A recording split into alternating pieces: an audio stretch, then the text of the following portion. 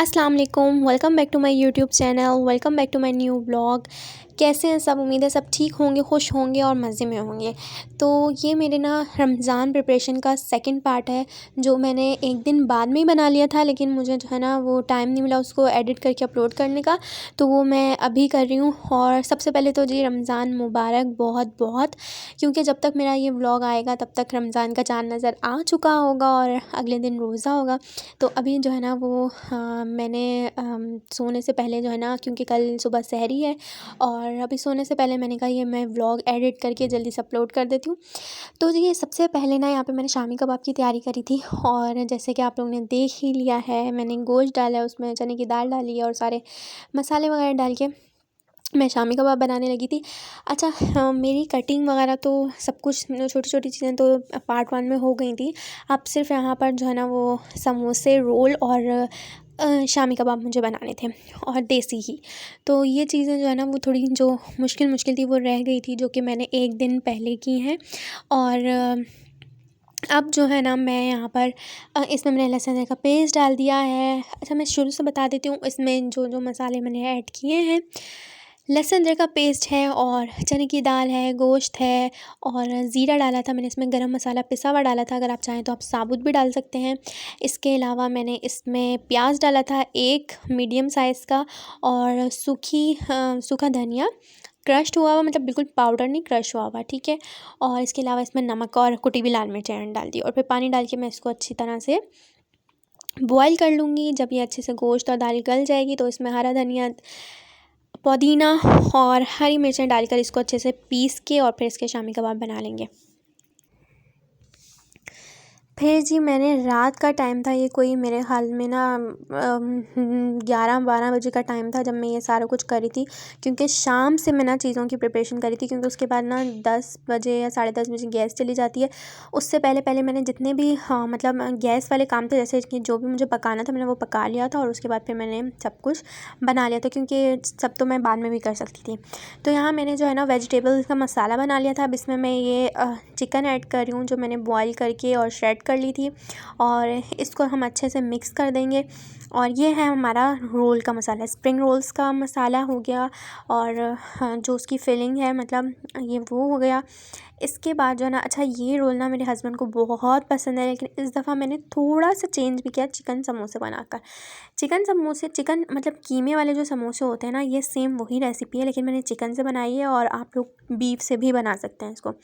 तो यहाँ पे मैंने जो है ना पहले से ही चॉपर में प्याज, हरी मिर्च और हरा धनिया जो है ना वो नहीं, हरा धनिया मैंने बाद में ऐड किया था। इसमें प्याज जो है ना उनकी क्वांटिटी ज़्यादा होती है।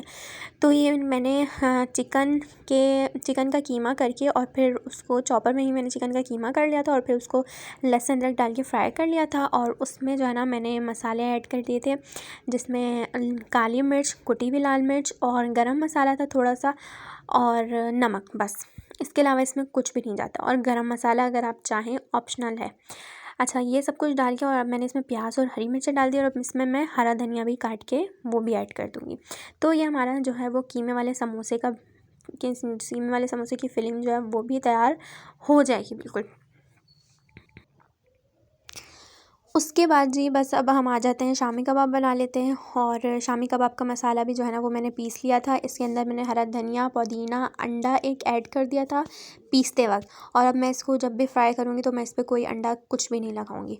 तो बस यहाँ पे आप नमक चेक कर लेना, अगर नमक आप लोगों को थोड़ा सा कम ज़्यादा लगे या मिर्चें, तो फिर वो आप इसमें ऐड कर सकते हैं। तो बस यहाँ पर जो है ना वो मैं शामी कबाब बना रही थी, और उसके बाद जो है ना वो मतलब यहाँ पे इतनी कोई देर हो गई थी मुझे, और मैं कोई इतनी थक गई थी, लेकिन फिर भी क्योंकि साथ साथ मैं खाना भी बना रही थी और फिर चाय भी बन रही थी, सब कुछ था, और किचन भी मैंने पूरा क्लीन किया था, क्योंकि किचन मेरा बहुत मैसी हो गया था इतनी सारी चीज़ें एक साथ बनाने के चक्कर में। तो बस यहाँ पर जो है ना वो मैंने शामी कबाब के इस तरह से टिक्कियाँ बना रही थी, और फिर जब ये फ्रीज़ हो जाएंगी तो फिर मैं इनको निकाल के ज़िप लॉक बैग में स्टोर कर दूँगी। उसके बाद जी हम अब बनाएंगे अपने रोल और स्प्रिंग रोल्स बनाने के लिए जो है ना वो ये मैं जो समोसा और रोल दोनों की जो पट्टियाँ थी ना वो मैं इम्तियाज़ से लाई थी। जब मैं अपनी ग्रॉसरी की थी उसी के साथ मैंने ये ले ली थी। और ये ना फ्रीज़ हुई हुई होती हैं और जब आपने इनको मतलब बनाना हो ना तो उससे थोड़ी देर पहले आप इनको निकाल कर रख दें और जब ये बिल्कुल सॉफ्ट हो जाएँ तो फिर आप इनसे जो है ना वो रोल समोसे कुछ भी बना लें और जो बच जाएँ आप उनको दोबारा फ्रीज़ कर दें।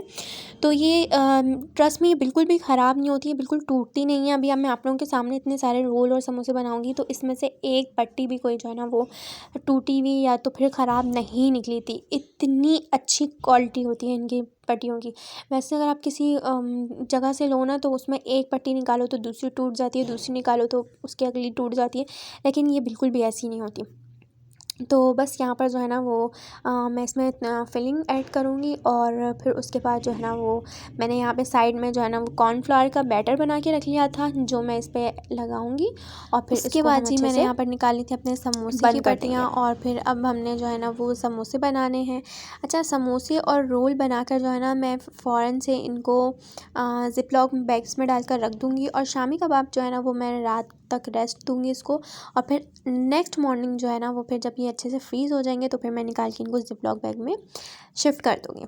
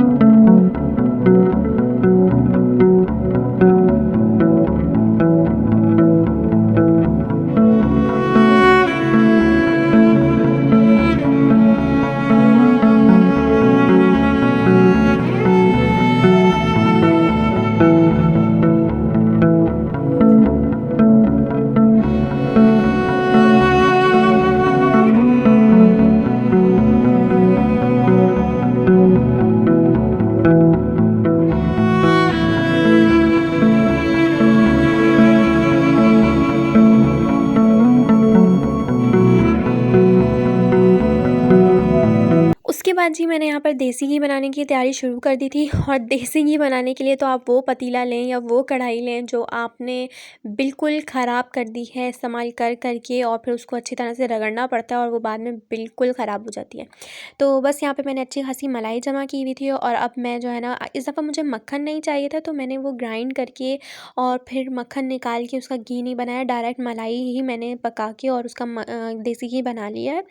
अच्छा, तो देसी घी जो आप डायरेक्ट मलाई में या वैसे ही मक्खन से भी बनाएं तो आप कोशिश करें कि जैसे ही जो मलाई है वो पक पक कर ब्राउन हो ना, लाइट ब्राउन हो, तो आप उसको निकाल लें क्योंकि अगर वो ज़्यादा मतलब देसी घी को का चूल्हा बंद कर लें और देसी घी को निकाल लें क्योंकि अगर आप बहुत ज़्यादा उसको पका देते हैं ना तो उसमें से एक जलने की महक आने लग जाती है जो बहुत बुरी लगती है। तो बस यहाँ पर जो है ना वो मैंने अच्छे से इसको अभी मैं विक्स की मदद से अच्छे से विस्क कर लूँगी और फिर ये बिल्कुल पानी और मलाई जो है ना वो बिल्कुल मिक्स हो जाएगी और फिर इसको हम हल्की आंच पे पकने के लिए छोड़ देंगे। बीच बीच में से चम्मच हिलाते रहिएगा वरना ये नीचे लग जाएगा और ये बिल्कुल जल जाएगा।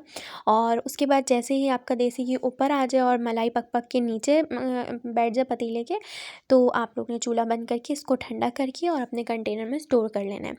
तो जी ये थी मेरी फ़ाइनल प्रिपरेशन जो रमज़ान से पहले मुझे करनी थी और अब इंशाल्लाह मिलेंगे रमज़ान में रमज़ान के व्लॉग्स के साथ। और मुझे दुआओं में बहुत याद रखिएगा और मेरे लिए बहुत सारी दुआएं कीजिएगा। इसके अलावा मेरी तरफ़ से दोबारा बहुत बहुत बहुत रमज़ान मुबारक। मिलते हैं इंशाल्लाह नेक्स्ट व्लॉग में, तब तक के लिए अपना बहुत सारा ख़्याल रखिएगा। अल्लाह हाफ़िज़।